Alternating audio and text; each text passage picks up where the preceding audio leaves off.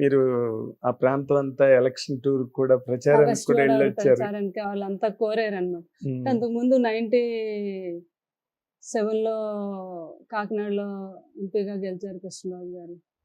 వాళ్ళ ఆ ప్రాంతం కాకినాడ అంతా ఇప్పటికీ మాతోనే ఉంటారు. వాళ్ళ అభిమానాన్ని మర్చిపోలేదు. అక్కడ అవును. 1 year ఎంపీగా చేసిన కృష్ణరాజు గారు పనులు చేసిన పనులు అలా ఉండిపోయాయి అక్కడ. ఉమ్, అదే మళ్ళీ 99లోనేమో వెస్ట్ గోదావరి వెళ్ళి అక్కడ 3 మినిస్టర్లు చేశారు కృష్ణరాజు గారు. ఉమ్, ఆ ప్రాంతం మూలందరికీ ఆయనకి తోసిన దాంట్లో ఫండ్స్ తెచ్చి, ఇంకా కృష్ణరాజు గారు ఏం అడిగినా ఎంత జెన్యున్ పర్సన్, ఇంకేమి ఇచ్చినా ప్రజలకే చేస్తారని సెంట్రల్లో ఏం అడిగినా వాళ్ళు రిలీజ్ చేసేసేవారు కృష్ణరాజు గారు. వాజ్పేయి గారు నాకు చాలా ఇష్టం. అందరూ సుష్మా స్వరాజ్ గారు, జైట్లీ గారు, రాజ్నాథ్ సింగ్ గారు ఎంతమంది ఉన్నారు అప్పుడు మినిస్టర్స్. అవును. వీళ్ళంతా కృష్ణరాజు గారు అంటే చాలా ఇష్టం. మా ప్రాంతానికి కూడా వీళ్ళందరినీ తీసుకొచ్చేవారు. వేల జనంతో వాళ్ళకి సన్మానం. కృష్ణరాజు గారికి అలా ఇష్టం కదా ఎప్పుడు అవును. జనం అంటే. అవును.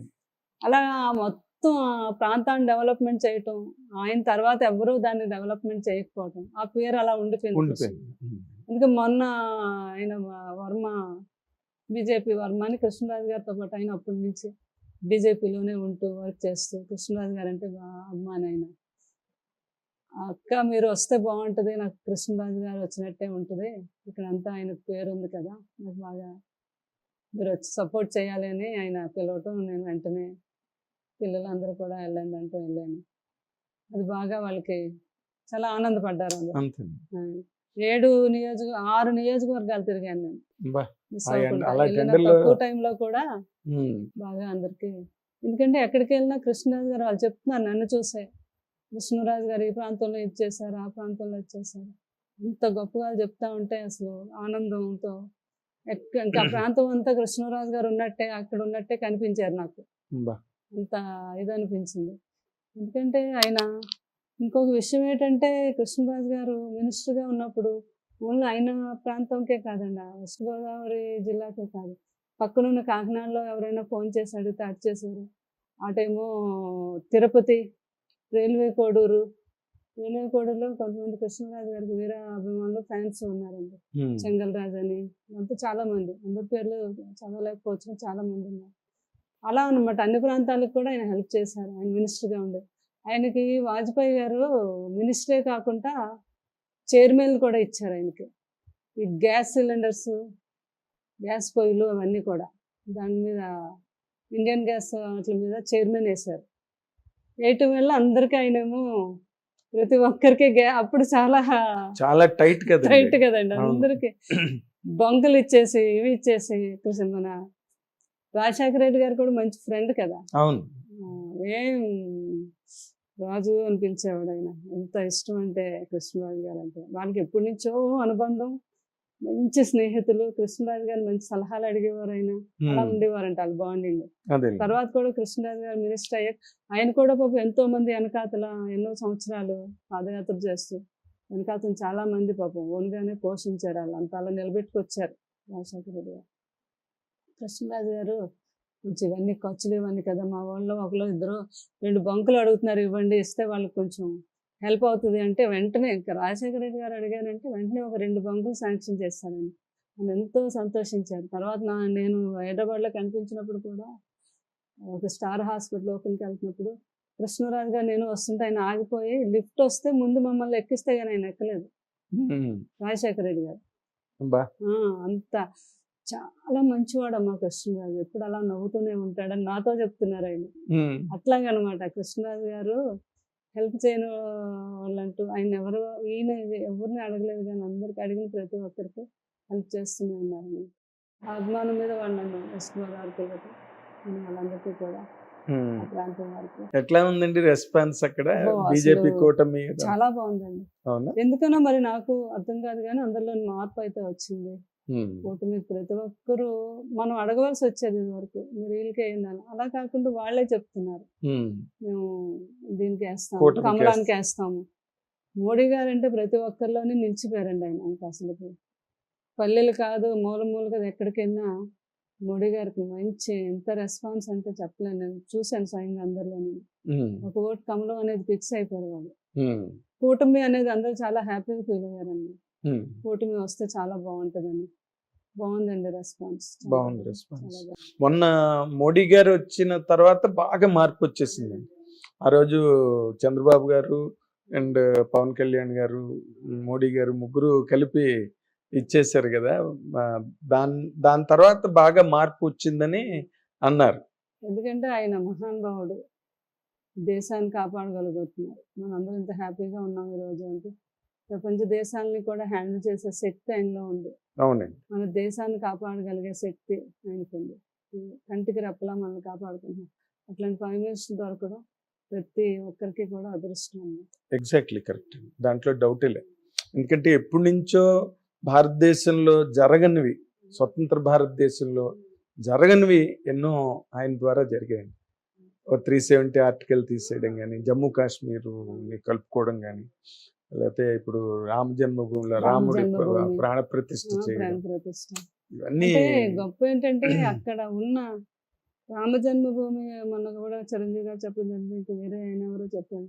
అక్కడ ముస్లిమ్స్ అని అందరూ ఆ కులమత భేదాలు లేకుండా ప్రతి ఒక్కరు కూడా డ్రైవర్లుగా కొంతమంది అక్కడికి తీసుకెళ్తున్నారట అందరినీ. అవునండి. కొంతమంది ఆ లోపలేమో సేవ చేస్తున్నారంట.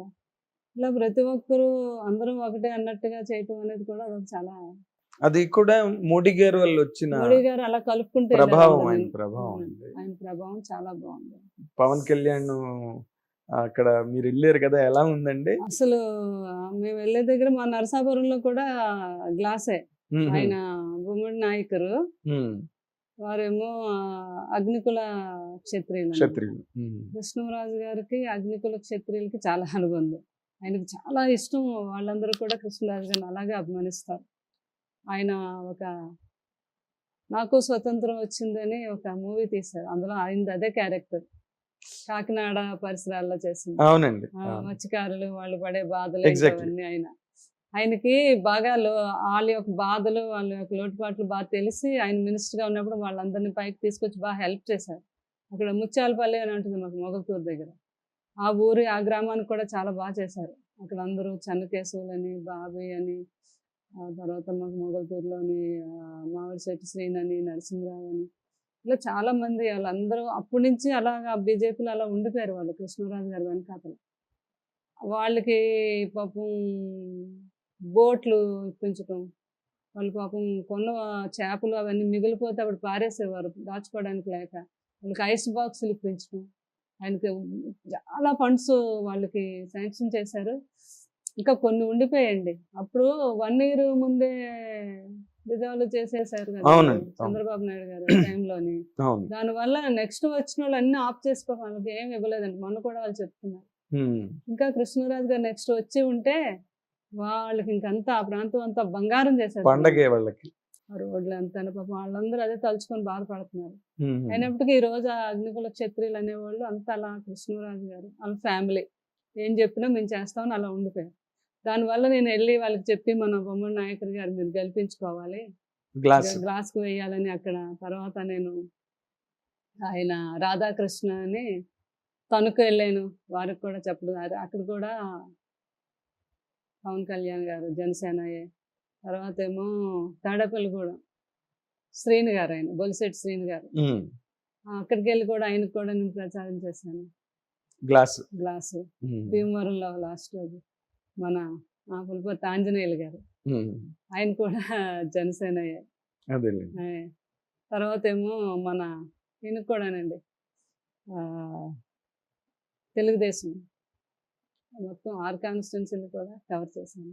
అదే మీరు మొత్తం టోటల్ గా కూటమి తరఫున వెళ్ళారు. కూటమి తరఫున వెళ్ళాను. 100% మా వర్మ గారు, బీజేపీ వర్మ, నన్ను ఒక సొంత పెద్ద అక్క అనమాట. నేను వాళ్ళ ఫ్యామిలీలో, వాళ్ళ ఫ్యామిలీ అందరూ అలాగే చూస్తారు. మా అక్క నా పక్కన ఉండాలి, ఉంటే నాకు కృష్ణరాజు గారు ఉన్నట్టు అని ఆయన అందరికీ చెప్పడం జరిగింది. చాలా నాకు హెల్ప్ చేశారు. నేను ఒక ఫోన్ టైం తక్కువ, మార్నింగ్ చేస్తే ఈవినింగ్కే ఆమె మొగలు వచ్చేసారు నా కోసం అని.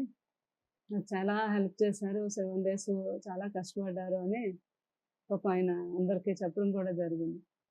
అట్లా వర్మ గారికి చాలా సపోర్ట్గా నేను చెప్తే డెఫినెట్గా వాళ్ళే అనేవారు, మరి మేడం వర్మ గారు గెలిచేశారు, ఆయనకి 50,000 మెజార్టీ వస్తుంది, లక్ష మెజార్టీ వస్తుంది అంటే నేను అన్నాను అలా కాదు, అప్పుడు కృష్ణరాజు గారికి 1,70,000 ఇచ్చారు మెజార్టీ, అందులో ఇంకొక 2 ఓట్లు ఎక్కువేసి ఇవ్వండి ఆయనకి కూడా. నేను పక్క నుండి అక్కగా ఆయనకి మీకు ఇంకేమి కృష్ణరాజు గారు చేయవలసిన పనులు మిగిలిపోయాయి, అన్ని మా తమ్ముడితో చెప్పి మీకు చేయిస్తాను అని వాళ్ళందరికీ చెప్పడం జరిగింది. అదే అనమాట. పవన్ కళ్యాణ్ గారిని కలిసారా ఆ టైం? లేదండి, అంటే పాపం ఆయన ఇక్కడ బిజీ కదా ప్రచారంలో. పిఠాపురంలోని. నేను వాళ్ళ వదిన గారు బాగా నాకు, నాగబాబు గారు భార్య నాకు మంచి పద్మ ఫ్రెండ్ గారు. పద్మజ, చాలా ఎప్పుడు ఫోన్ చేసినా ఇమ్మీడియట్ గా ఎత్తుతారు.